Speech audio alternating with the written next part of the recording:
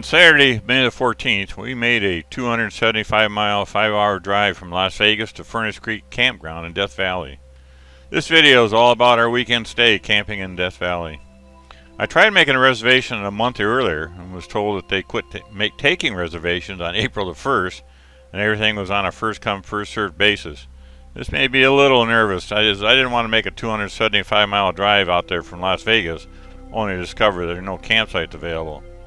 The ranger told me it shouldn't be a problem. The tent usually drops off due to the higher temperatures, so we took a chance. Although, before we left the campground in Las Vegas, I did check with them to see if they had a site available just in case we had to return.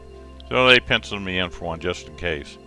As it turned out, the campground was almost empty, and of the 136 sites they have, only 6 were occupied with an RV.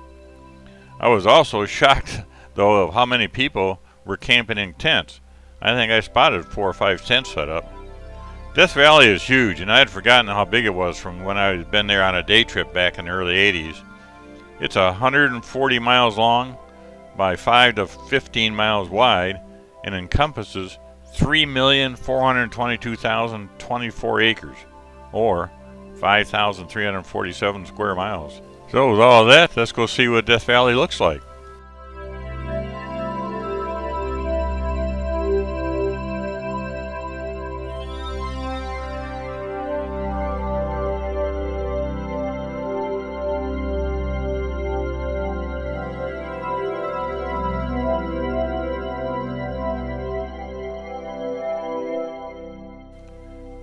We finally get into Death Valley itself after crossing 2 other valleys and a couple mountain ranges.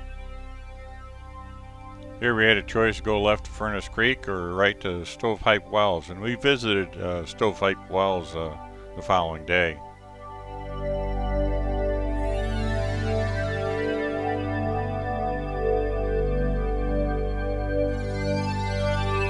And welcome to Death Valley.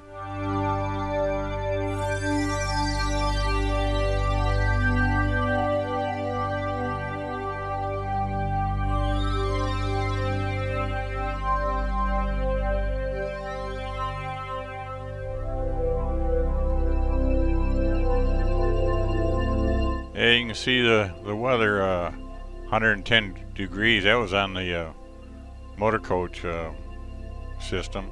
And we arrived at the campground, and here it said 113 on my nav system on my truck. And Furnace Creek Campground was 190 feet below sea level.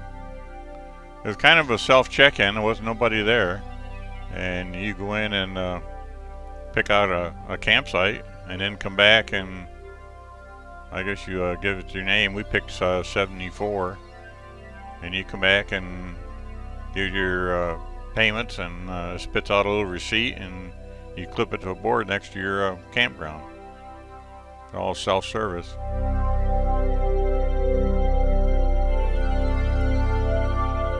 And there were a few cars there when we arrived. I mean, but they left shortly after.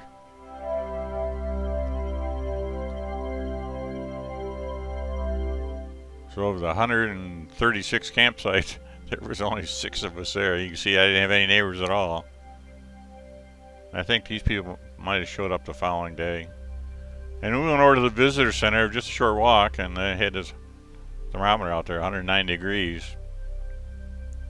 And I guess that was telling you don't park your car too long on the hot roads.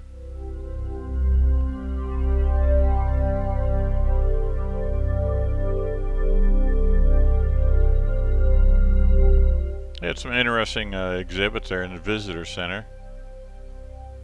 That's the map of Death Valley.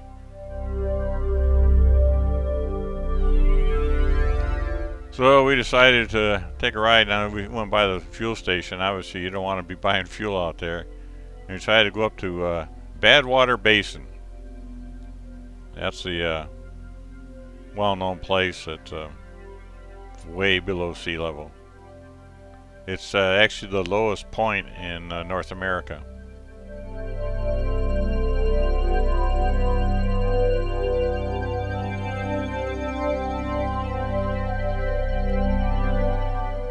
The colors in all the mountains is just awesome.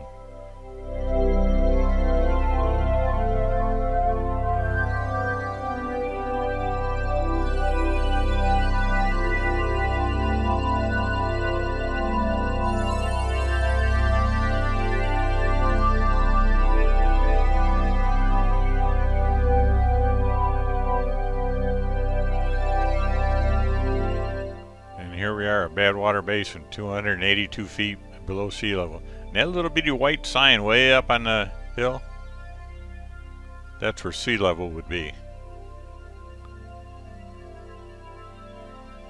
And Badwater Basin is appropriately named. Bad water. But you can dig a little hole in the ground, not very deep, and you'll reach water. We didn't walk out to the salt flats. It was kind of hot and windy. I walked out a little ways. And that's what the typical landscape is. Yeah, I mean, you would expect it to be nothing but sand like the Sahara Desert, but it's not. It's all rocks and gravel. We decided to go to the Artist Drive and go see the Artist Palette. This is a one-way, well, it's a one-way loop, 9-mile drive, and it's 5 miles into where you see what they call the Artist Palette. And they tell you no vehicles over 25 feet, and when you get in there, you'll see why. They actually mean it. It's about a lane and a half road. There's no two-way traffic on it.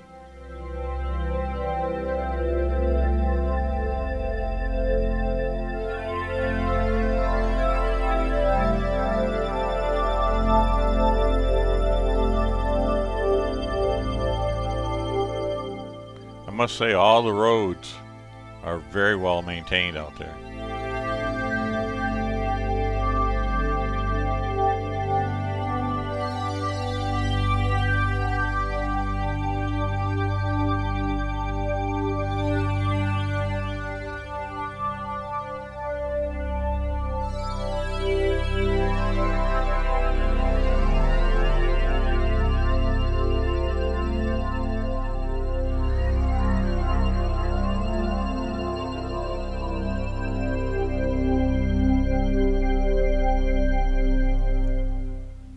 I believe that's getting into what they call the Artist Palette.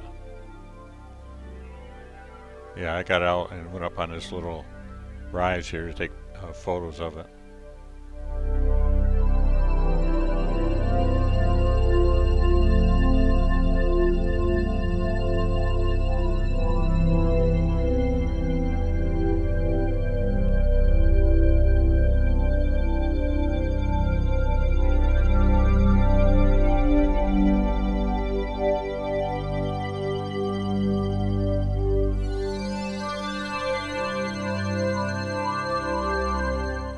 So it was getting later in the day, and we decided to go up to the Inn of Death Valley and have our dinner.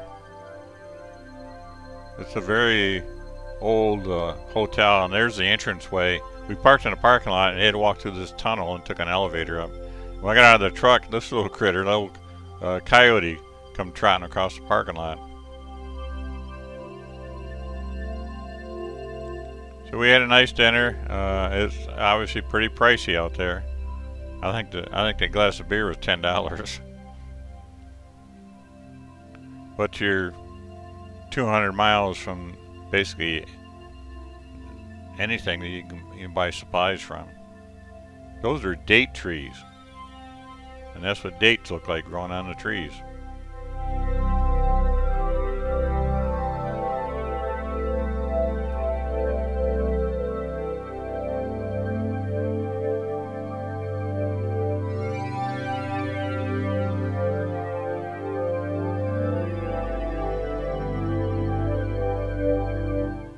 So we head back to camp.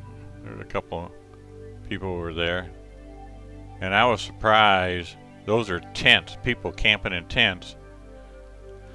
I guess it's okay because in the evening it got down maybe into the 80s, but it was 107, 110 during the day.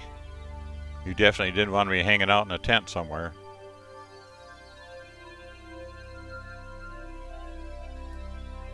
Following day, we took another ride, stopped by the Borax Works display. I didn't get out and walk. It was, again, hot and windy, so I just took some photos from a distance.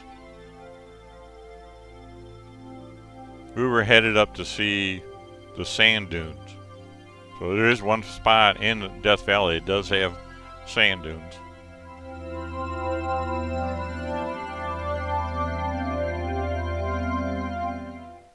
And there they are.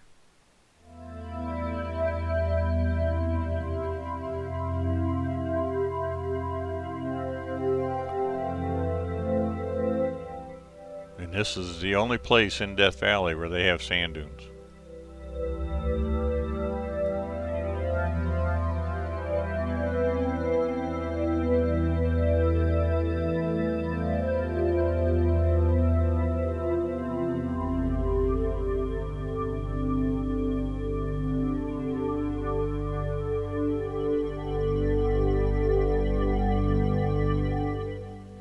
There were quite a few people there walking around, so we got out and just went in for a little bit.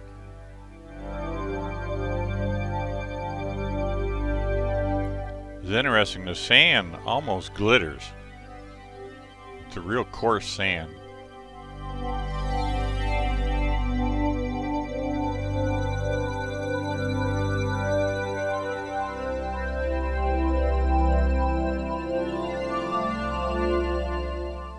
So we left here, and we saw on a map there was a Ubehebe crater. We decided to go take a look at that, and we went by the road to Scotty's Castle. And of course, it's been closed for several years because they'd had some flooding up there. The racetrack is the place where these rocks kind of magically slide along the ground. I wanted to go take a look at it, but I got reading. They said, well, you ought to have really good tires and maybe a high clearance vehicle, and it was like a 28 mile drive down this old dirt road, and I thought, nah, we'll save that for the next trip out there.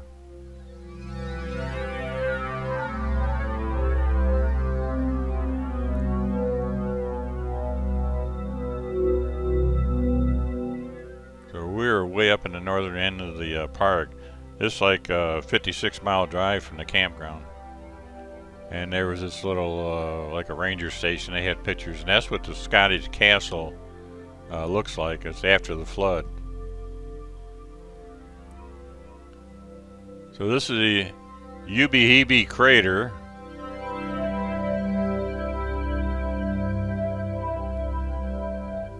That was a new one on me. I didn't know it was there, so it was quite interesting. So we drove up to that.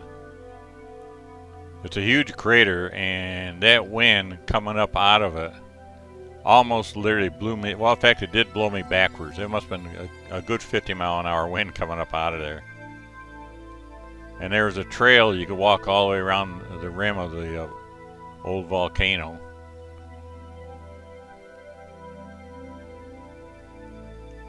We opted out of that. That's the Crater Rim Trail.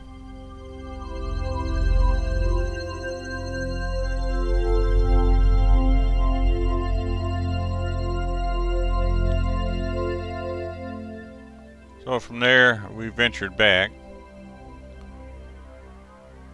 And I'm not sure what all this green area is. There was a couple of buildings up there. I think they were park rangers buildings.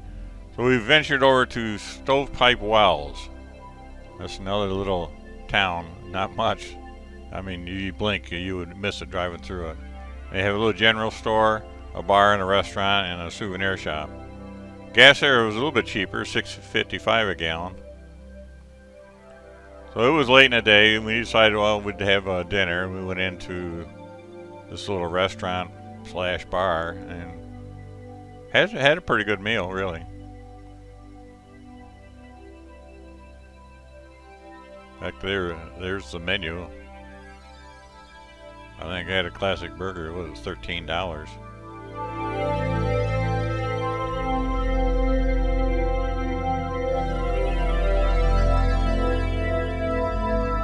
We saw the sign Mosaic Canyon, and that was only a few miles down the road and a couple mile drive in. So we drove into there. Took a relatively short hike back into the canyon, maybe a quarter mile back in, and then come back out.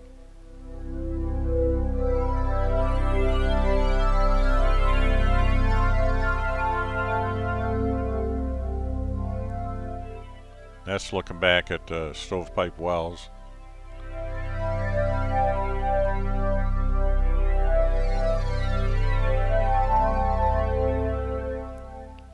Kind of neat little narrow canyon going back in. And by looking at this, I wouldn't want to get caught in there during a rainstorm. I'm sure they have some flash floods come down through there.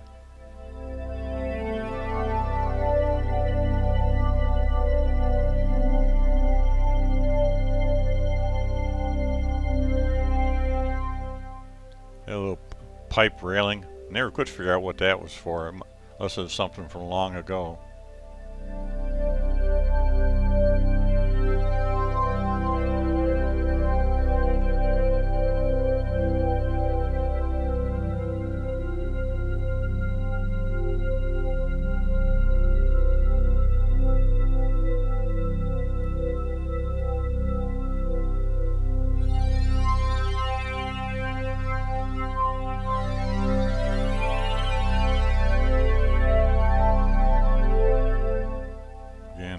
Stovepipe Wells. So we head back to the campground, and actually right next to the campground is the ranch of Death Valley. And that's another place where I guess you can rent cabins, and they have a golf course there, and a little general store, and a restaurant or ice cream parlor. I didn't know they had a restaurant there, otherwise we probably would have stopped there too. But that's where they have the like a museum for the Borax Museum. A lot of antique equipment out back. So we just wandered around there and took a look at everything.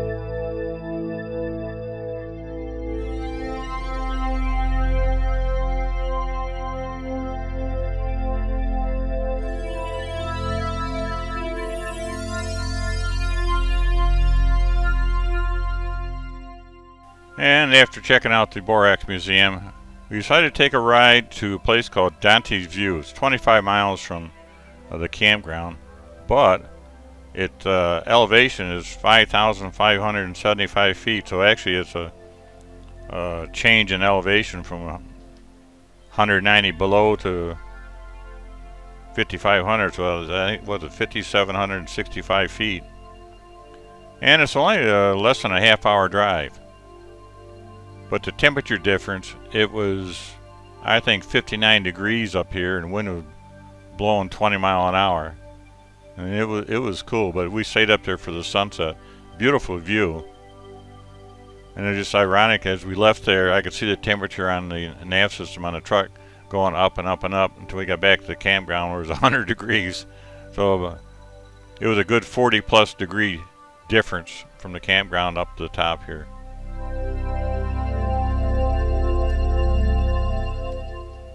And that's Badwater Basin, where that's 282 feet below sea level.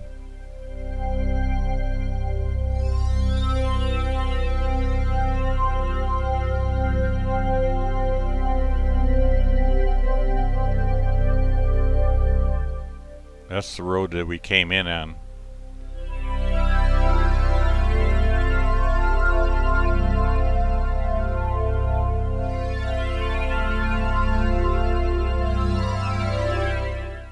And again, They didn't want nobody coming in there pulling a travel trailer.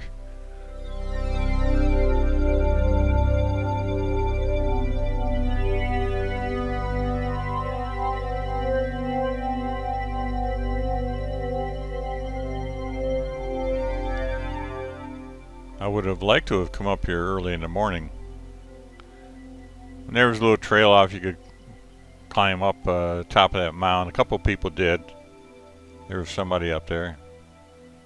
It would make me nervous sitting there till the sun goes down, then it's dark. Unless you carry a good flashlight with you.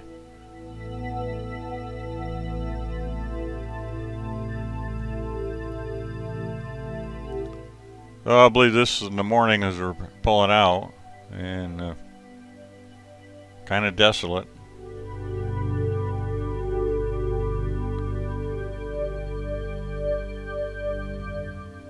That was a dirt road, a little loop that you could drive off, but of course I had the truck hooked to the coach now, and there wasn't no way we was going to do that.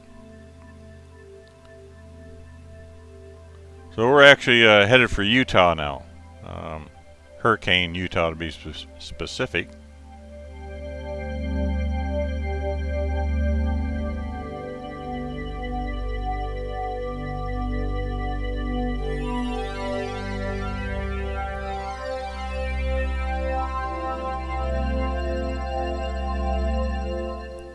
We actually have to head back to Las Vegas, and not actually go in town, but the north end of it, and get down the highway to, I think it's Route 15, Highway 15 interstate, and head for Hurricane.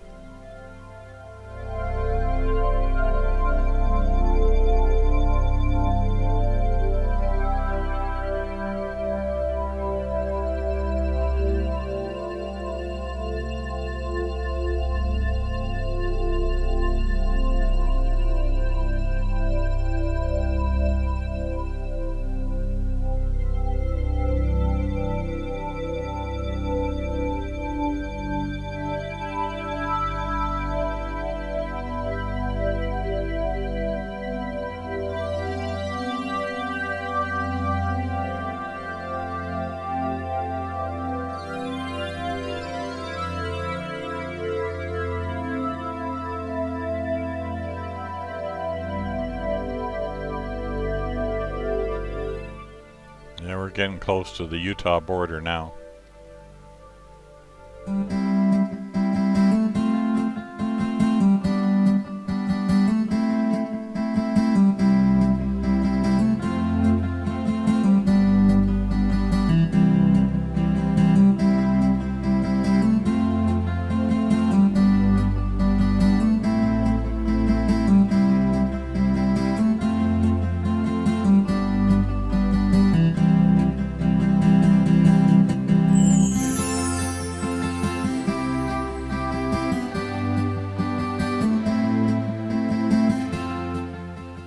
And I believe we're approaching the town of St. George. There's some big houses up on the edge of that cliff. So this concludes our weekend in Death Valley. I hope you enjoyed riding along with us. And if you did, part 4 will cover our time in Utah. We went up to Cedar Breaks National Monument and Kolob Canyon, which is part of Zion National Park. And from there we traveled over to Glen Canyon National Recreation Area near Page and hiked the Toadstool Trailhead and visited the famous Horseshoe Bend.